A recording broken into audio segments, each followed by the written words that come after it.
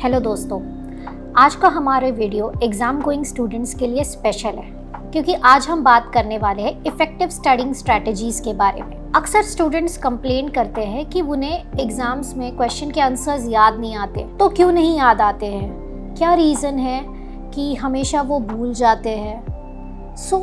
Research कहती है कि मेजर रीज़न हम क्यों भूल जाते हैं वो हो सकता है स्ट्रेस की वजह से, या फिर हमने रिवीजन अच्छे से नहीं किया हो, हमें हमेशा एंजाइटी रहती है, या फिर हमने कोई भी विषय उसे समझे बिना हमने पढ़ाई की है। दोस्तों, आइए हम जानते हैं ऐसी कौन सी इफेक्टिव स्टडिंग स्ट्रैटेजीज है। तो सबसे पहले गोल्डन रूल कहा जाता है SQ3R को, यानी कि survey, question, read, recite and review. अब इस टेक्निक को किस तरीके से इस्तेमाल करें? जैसे कि जब भी आप कोई नया चैप्टर पहले पढ़ने के लिए स्टार्ट करें तो आप उसे सर्वे करें, आप उसे अच्छी तरह से देख लें कि उस टॉपिक में क्या है, उसके हेडिंग्स क्या है, सब हेडिंग्स क्या है।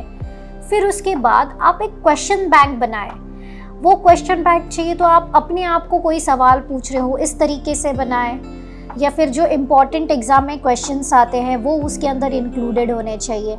फिर उसके बाद आप चैप्टर को एक्चुअल में पढ़ना स्टार्ट करें। यूजुअली हम क्या करते हैं कि हम पहले चैप्टर पढ़ते हैं and then we go to the questions and then we review it. But यहाँ पे हमें सबसे पहले क्वेश्चन बैंक को बनाना ज़रूरी है, क्योंकि इससे हमें ये समझ में आता है कि what are the important topics, हमें किसके ऊपर ज़्यादा फोकस करना चाहिए। After making the question bank हमें प्रॉपरली रीड करना चाहिए, चैप्टर को समझना चाहिए। इसे आप चाहिए तो अपने ओन वर्ड्स में जितना समझ सके, जितना आप समराइज कर सके उस तरीके से करें। उसके बाद आता है रिसाइटिंग। रिसाइटिंग यानी कि नॉट मीन्स कि आप पूरा का पूरा सेंटेंस वैसे ही रिसाइट करें, आप उसके अंदर के कीवर्ड्स रिसाइट करें।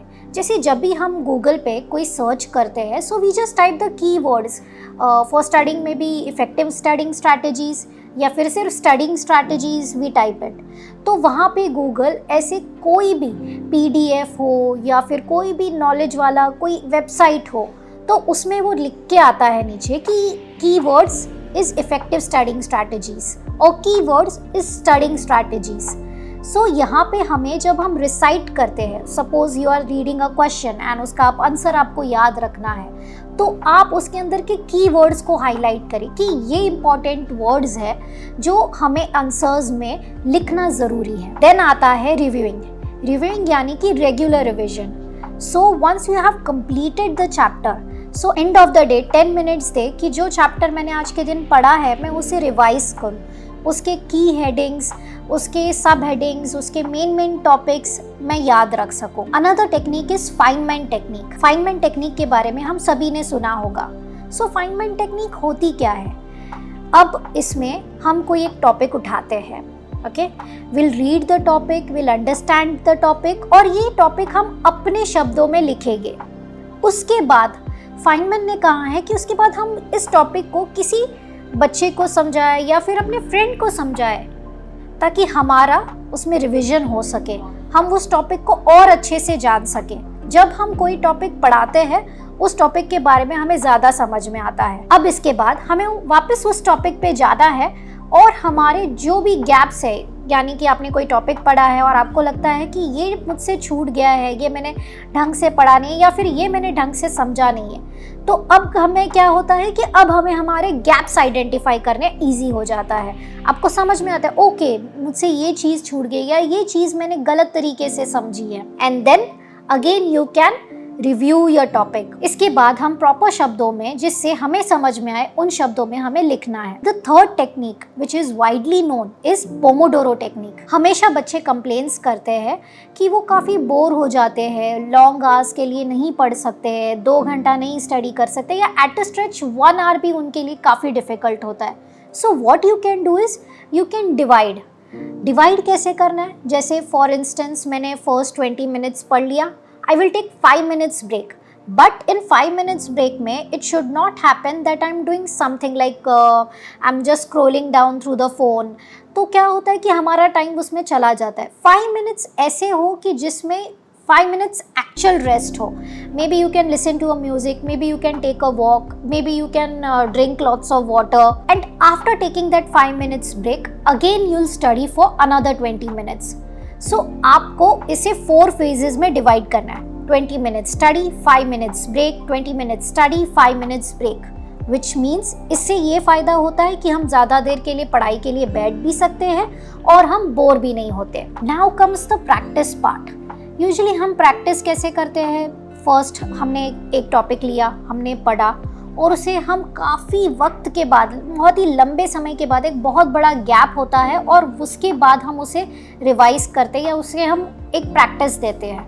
But this should not happen. Suppose you have taken a topic, आपने उस दिन पढ़ा, रात को आपने 10 मिनट्स रिवाइज किया, उसके 2 दिन बाद अगेन हमने before starting any other topic हम क्या कर सकते हैं कि 10 मिनट्स, अभी मैं कोई नया चैप्टर पढ़ना चाहती हूँ, 10 मिनट्स मैंने पुराने चैप्टर को या फिर मैंने 1 दिन प्रायर वाले चैप्टर को या 2 दिन प्रायर वाले चैप्टर को मैंने 10 मिनट्स रिविजन के लिए दिए. तो इससे क्या होता है कि कॉन्फिडेंस भी बूस्ट होता है. ओके, मैंने पढ़ाई की थी और वो मुझे याद रही है एंड मैंने उस टॉपिक को अच्छे से समझा है. इससे ये फ़ायदा होता है कि हमें कॉन्फिडेंस मिलता है. ओके, द नेक्स्ट चैप्टर मैं अच्छे से कर सकता हूँ और मैं उसे अच्छे से टाइम दे सकता हूँ और मैं अच्छे से समझ सकता हूँ. इसे हम कहते हैं स्पेस प्रैक्टिस. स्टडीज कहती है कि स्पेस प्रैक्टिस सबसे ज़्यादा इफेक्टिव स्टडिंग टेक्निक है rather than massed practice. Massed practice यानी कि हमने एक टॉपिक लिया, हम जैसे एग्ज़ाम के पहले हम हमारे चैप्टर्स शुरू करते हैं एंड एट अ स्ट्रेच हम फिर एग्ज़ाम के दिनों में ही पढ़ाई करते हैं. इससे क्या होता है that we are anxious during the exam time और बहुत ज़्यादा पोर्शन होता है तो वो हम कंप्लीट नहीं कर पाते और इसकी वजह से अक्सर हम भूल सकते हैं. बट अगर हम स्पेस प्रैक्टिस करते हैं, यानी हमने एक गैप दिया है, वापस पढ़ा, गैप दिया एंड वापस पढ़ाई की, इससे क्या होगा कि हमें कॉन्फिडेंस होगा. Yes, we do remember even if there is a gap. So gap भी हमें कैलकुलेटेड रखना है. जैसे you have studied the topic after 2 days, then you can give a gap of around 4 days, then you can give a gap of around 7 days, you can give a gap around 15 days. So ऐसे हमें space practice करनी है. Now हम सबसे important जो हमारे studying technique में हम सभी इस्तेमाल करते हैं वो है कलर कोडेड नोट्स. यूजुअली जब भी हम पढ़ाई करने के लिए बैठते हैं हम काफ़ी सारे कलर्स लेके बैठते हैं तब so that we can colour it and we can understand the topic. But what happens if अगर आपने पूरा का पूरा टॉपिक कलर करके ही पढ़ा है, स्टार्ट टू एंड आपने कलर किया है, सो यू वोंट अंडरस्टैंड कि इसमें से इम्पॉर्टेंट क्या है. सो कलर कोडेड नोट्स बनाने के लिए भी हमारी एक मेथड होनी चाहिए. फॉर एग्जाम्पल, जैसे मैंने कोई एक मेन टॉपिक है, मैंने उसे रेड से मार्क किया, सब हेडिंग्स है, मैंने उसे ब्लू कलर दिया, की वर्ड्स है जो मुझे याद रखने हैं so that I can pen down in my answers, that I can use yellow और पिंक कलर. सो ये थे फ्रेंड्स हमारे कुछ studying techniques. But most important of all, in studying techniques को असर आने में हमें प्रैक्टिस करना ज़रूरी है. कोई भी स्टडी टेक्निक तभी इफेक्टिव होती है जब हम उसे रेगुलर प्रैक्टिस में ले आते हैं. इट्स वेरी इंपॉर्टेंट कि जब भी हम कोई टॉपिक पढ़े हम उसे समराइज करें, summarise in very short paragraph, जिससे हमें ये समझ में आए कि उसके अंदर का मेन इम्पॉर्टेंट टॉपिक क्या था, हमें टॉपिक के बारे में कितना समझ आ रहा है. उसके लिए समराइजेशन इज़ मस्ट. अगर आप अपने फ्रेंड्स को कोई टॉपिक समझाते हो या फिर अपने फ्रेंड्स के साथ हमेशा क्वेश्चन आंसर पैटर्न में अगर आप डिस्कशन रखते हैं, इट इज़ शोन कि ये भी एक इफेक्टिव स्टडिंग स्ट्रैटेजी है. एंड इट्स ऑलवेज इम्पॉर्टेंट कि जब भी आप स्टडी करना चाहते हैं, इट्स इम्पॉर्टेंट कि आप एनर्जेटिक फील करें. सो ऐसे समय में ही पढ़े जब आप मोस्ट एनर्जेटिक फील कर रहे हो. ऐसे ही कुछ जानकारी भरे वीडियोस के लिए आप हमारे चैनल द हर्मिटेज को सब्सक्राइब करें. Thank you.